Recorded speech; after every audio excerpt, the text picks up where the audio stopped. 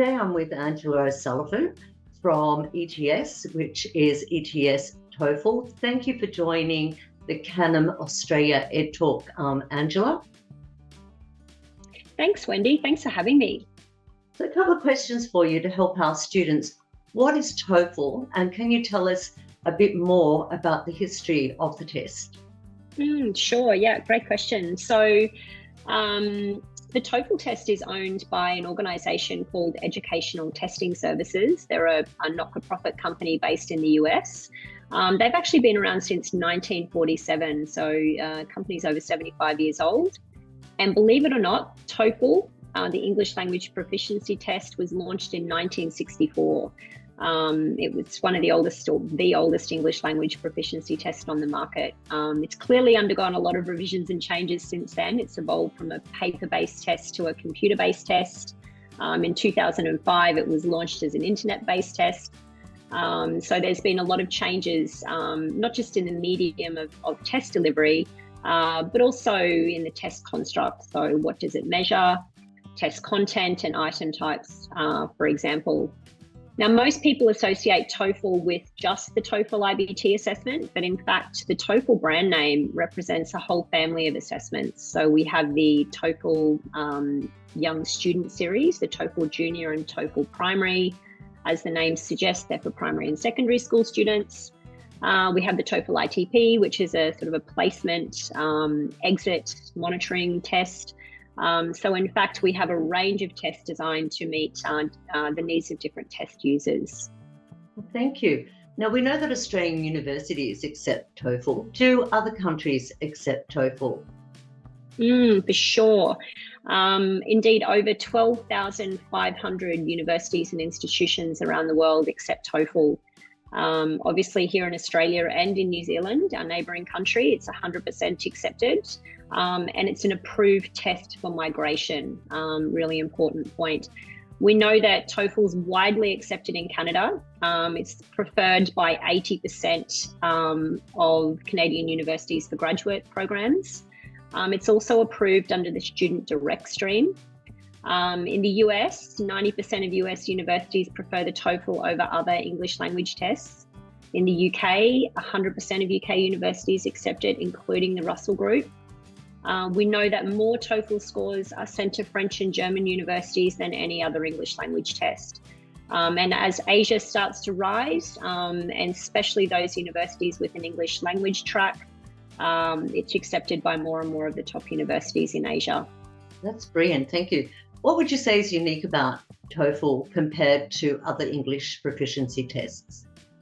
Sure. Well, last year we executed a series of changes to the 60-year-old test. And obviously the big change was a change to the test duration.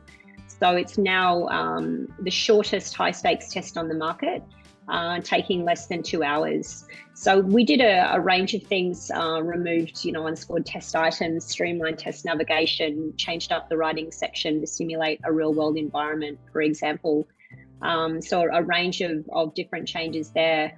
I think that integrated assessment, the way that we integrate tasks that engage multiple skills to simulate language learning in a real world classroom environment, is a really interesting feature of TOEFL. You can't always measure language skills in isolation.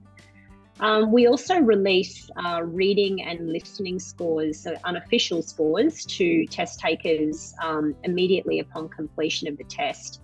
So it gives them an early indication of their performance. The other really important factor for noting is what we term hybrid marking. It's essentially, we use artificial intelligence and humans, people, we call this human in the loop, to measure and score our test. And we believe this provides unmatched accuracy and reliability for a range of reasons. We do this as well with test security.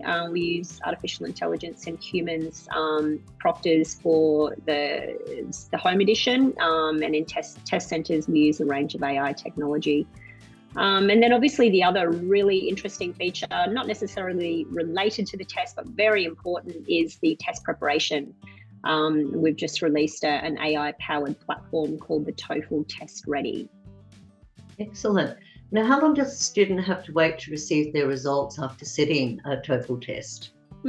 Yeah, good question. So students always want to know exactly when they're going to get their results back. So as I mentioned, reading and listening, they get an unofficial score immediately upon completion of the test, which gives them an indication of how they've performed. TOEFL is the only test to do this, but we also let them know when they can expect to receive their official score right at that moment.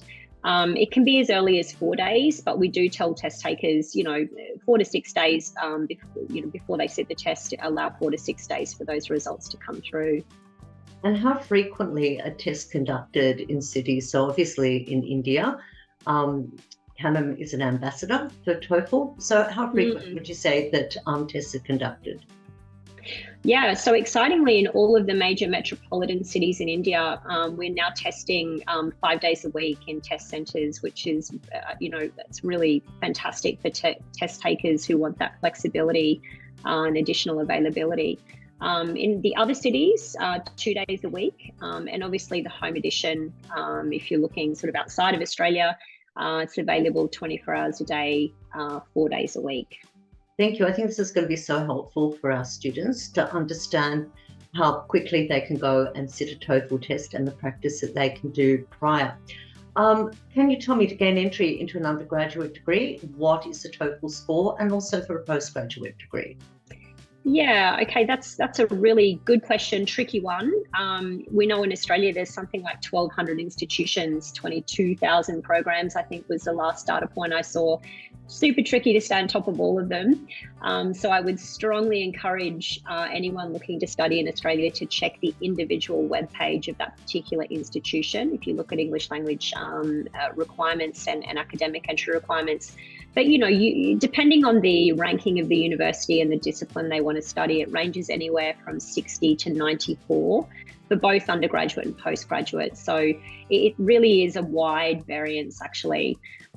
Some courses always carry higher entry requirements. Some of the medical programs like nursing are good examples of this.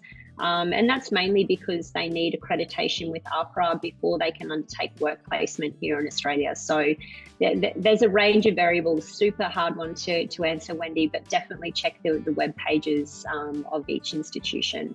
Well, Angela, thank you. I think this is going to be really helpful to students in India to understand that there are other options than what they think is just IELTS. And students, please, we have over 30 offices in India, Canam do, so we are a TOEFL ambassador. So please come and speak to us and we can assist you with enrolling into a TOEFL program. Thank you, Angela, for joining me today, and have a great day. Thanks, Wendy. Thanks for the opportunity.